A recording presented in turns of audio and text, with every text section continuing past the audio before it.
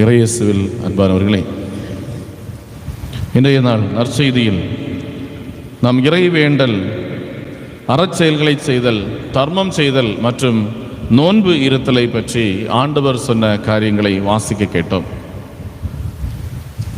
இந்த நற்செய்தியை வாசிக்கிற போது ஆண்டவர் சொல்லுகின்ற காரியம் என்னவென்றால், நாம் செய்கின்ற என்ன செயல்களாக இருக்கட்டும், அறச்செயல்களோ தர்மம் செய்தலோ நோன்பு இருத்தலோ, இவை எல்லாமே வெளிவேடத்திற்காக இருக்கக்கூடாது.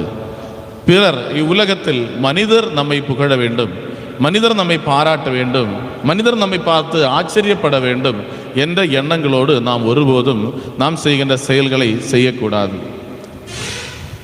அது எந்த காரியமாக இருக்கலாம், இறைவேண்டலாக இருந்தாலும் சரி, பிறருக்கு ஏதாவது உதவி செய்வதாக இருந்தாலும் சரி, நோன்பு இருப்பதாக இருந்தாலும் சரி, எதுவானால்.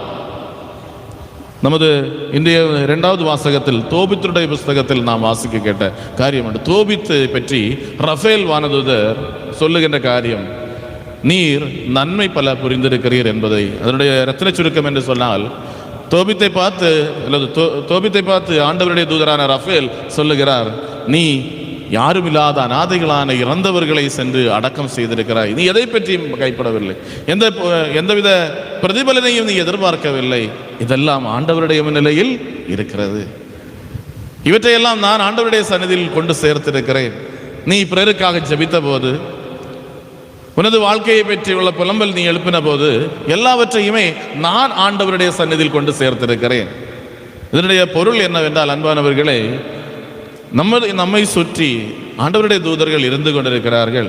குறிப்பாக நமக்கென்று ஒரு காவல் தூதர் உண்டு என்று திருச்சபை நம்மோடு கற்றுத்தருகிறது. நமக்கென்று ஒரு காவல் தூதர் உண்டு, நம்மோடு என்றும் இருக்கிற ஒரு காவல் தூதர். அதற்கு மேலாக நம்ம இங்கு இருக்கிற எல்லாருக்குமாக இருக்கிற காவல் தூதர்கள் இந்த இடத்தை சூழ்ந்திருக்கிறார்கள். இனி சிறப்பான விதத்தில் ஏதாவது ஒரு காரியத்திற்காக ஆண்டவர் நம்மை ஏற்படுத்துகின்ற போது அதற்காகவும் ஒரு தூதரை ஆண்டவர் அனுப்புவார்.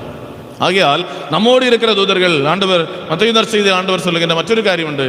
இந்த சிறிய சகோதரர்கள் ஒருவரை கூட நீங்கள் முட்டாள் என்றோ அல்லது அடிமை என்றோ அல்லது ஏளனமான எந்தவித வார்த்தைகளோ நீங்கள் பேசாதீர்கள். காரணம் என்னவென்றால், இங்கிருக்கிற இவனுடைய தூதர் அங்கு கடவுளுடைய முகத்தை கண்டு கொண்டிருக்கிறார். ஆகையால் இங்கு நாம் யாரையாவது அவமானப்படுத்தவோ கேவலப்படுத்தவோ தவறான வார்த்தைகளை பேசவோ உச்சரிக்கவோ செய்கிற போது அங்கிருக்கிற தூதர் ஆண்டவரோடு நமக்கு எதிராக முறையிடுவார் என்பதுதான் அதனுடைய பொருள்.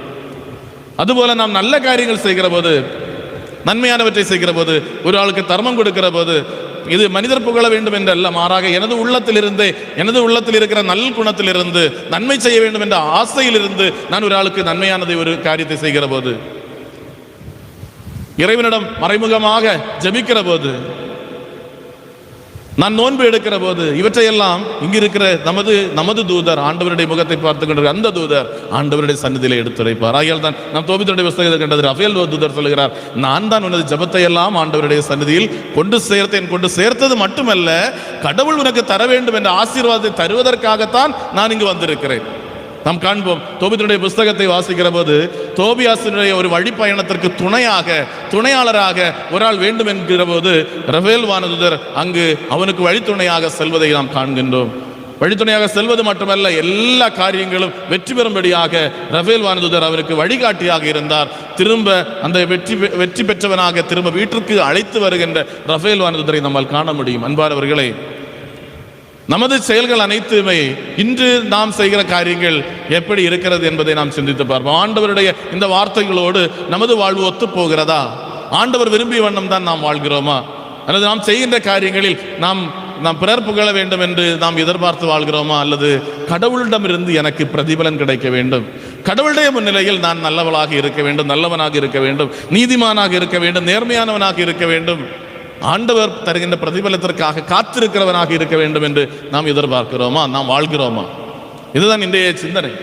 எனது வாழ்க்கை முழுவதும் நான் இவர்கள் என்னை பற்றி என்ன நினைக்கிறார்கள், என்னை பற்றி இவர்கள் நல்லது நினைப்பார்களோ, என்னை பற்றி இவர்கள் தேவையில்லாதது பேசுவார்களோ, என்னை பற்றி அவதூறுகள் இவர்கள் பேசுவார்களோ, தீய வார்த்தைகளை இவர்கள் பேசுவார்களோ என்று இவர்களை மனிதர்களை நினைத்து அல்ல நாம் வாழ வேண்டியது. நமது வாழ்க்கை கடவுளை நினைத்ததாக இருக்க வேண்டும். அதனால்தான் ஆண்டவர் 10 கட்டளைகளை தந்தபோது முதல் கட்டளையாக ஆண்டவர் தந்த கட்டளை, நீ என்னை முழுமனதோடு அன்பு செய், என்னை மட்டுமே, நான் தான் உனக்கு கடவுள், என்னை தவிர வேறு யாரும் இருக்கக்கூடாது. ஆகையால் உனது வாழ்வினுடைய லட்சியம் முழுவதும் என்னை அன்பு செய்வது, என்னை நீ திருப்திப்படுத்துவது, என்னை மகிழ்விப்பது, என்னோடு சேர்ந்திருப்பது, இதுதான் ஒவ்வொரு மனிதருடைய லட்சியமாக இருக்க வேண்டும். அந்த லட்சியத்தில் இருந்தால் பிற மனிதர்களோடு உள்ள உறவு நமக்கு புலப்படுகிறது.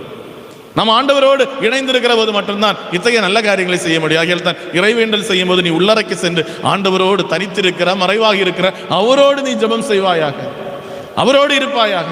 நீ தேவையற்ற வார்த்தைகள் எல்லாம் பேச வேண்டாம். நீ அவரோடு இருந்தால் மட்டும் போதும். ஆண்டவருடைய சந்நிதியிலே வந்து அவருடைய அருகில் இருந்தால் மட்டும் போதும். ஏனெனில் அவருக்கு தெரியும், நீ கூறுவதற்கு முன்னால், நீ ஜெபிப்பதற்கு முன்னால், நீ வேண்டுவதற்கு முன்னால், நீ மனதில் நினைப்பதற்கு முன்னாலே உனது தேவை என்ன என்பது அவருக்கு தெரியும். ஆகையால் மறைவாக இருக்கிறதை ஆண்டவர் அனைத்தையும் அறிகிறார், நமது உள்ளறைகளை அறிகிறார்.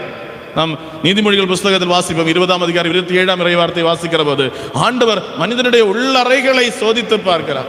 நமது உள்ளறைகளை சோதித்து பார்த்து கொண்டே இருக்கிறார். நமது ஒரு உள்ளத்தில் ஒரு சிந்தனை எழுகிற போது ஆண்டவர் அதை அறிகிறார். திருப்பாடல்களில் நாம் அதைத்தான் வாசிப்போம். ஆண்டவரே, என் மனதிற்குள் ஒரு சிந்தனை எடுக்கிற போது நீ தொலைவில் இருந்து கொண்டு அதை அறிந்து கொண்டிருக்கிறேன். திருப்பாடல் 139ஆம் அதிகாரத்தில் வாசிப்போம். ஒரு சிந்தனை எனது உள்ளத்திற்கு உருவாகும் முன்பே அதை அறிகிறவர் ஆண்டவர்.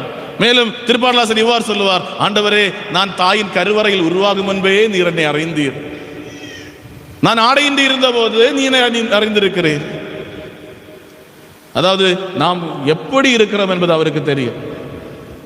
வெளிவேடத்திற்கு நாம் காண்பிப்பது அல்ல, மாறாக அவருடைய முன்னிலையில் நிற்கிற போது நாம் முழுமையாக நிற்கிறோம். அவருக்கு ஒன்று மறைவாக இல்லை. ஆகையால் தான் ஆண்டவர் ஒப்புரவு அருளடையாளத்தையும் ஏற்படுத்தினார். நாம் வெளிப்படையாக மனிதருக்கு முன்னிலையில் நமது குறைவுகளை, குற்றங்களை எல்லாம் எடுத்துரைக்க முடியாது. ஆனால் காண்கிற ஆண்டவருக்கு முன்னிலையில் நாம் தெளிவாக நம்மை அறிக்கையிட்டே ஆக வேண்டும். நான் குறைவுடையவன் என்பதை நான் தெளிவுபடுத்தி ஆக வேண்டும். ஆகையால் தான் ஒப்புரவு அருளடையாளத்தையும் ஆண்டவர் ஏற்படுத்தினார். அன்பானவர்களே, இன்றைய நற்செய்தி என்பது நாம் ஆண்டவரை திருப்திப்படுத்த, ஆண்டவருடைய முன்னிலையில் நேர்மையாளர்களாக, ஆண்டவருடைய முன்னிலையில் நீதிமானாக, ஆண்டவருடைய முன்னிலையில் நல்லவனாக, ஆண்டவருடைய முன்னிலையில் பிறரை நேசிக்கிறவனாக, ஆண்டவருடைய முன்னிலையில் நான் என்னையே ஒடுக்குகிறவனாக இருக்கிறேனா என்பதுதான் சிந்தனை. ஆகையால் நாம் மனிதர்களை பற்றி, என்ன அருகில் இருக்கிறவர்கள் என்னை புகழ வேண்டும் என்பதை மறந்துவிட்டு, என் அருகில் இருக்கிறவர்கள் என்னை பாராட்ட வேண்டும் என்பதை மறந்துவிட்டு, அவர்கள் என்னை பெரியவனாக, நல்லவனாக, நல்லவளாக நினைக்க வேண்டும் என்பதெல்லாம் மறந்துவிட்டு, இவர்கள் என்னை எப்படி வேண்டுமானால் நினைத்துக் கொள்ளட்டும், என் உள்ளத்தை அறிகிற என் ஆண்டவருக்கு முன்னிலையில் நான் நீதிமானாக இருக்க வேண்டும், என் உள்ளத்தை அறிகிற என் ஆண்டவருக்கு முன்னிலையில் நான் நல்லவனாக, நல்லவளாக இருக்க வேண்டும் என்ற சிந்தனையை முன்வைத்துக் கொண்டு தொடர்ந்து வாழ்வோம். இறைவன் நம்மை ஆசீர்வதிப்பாராக.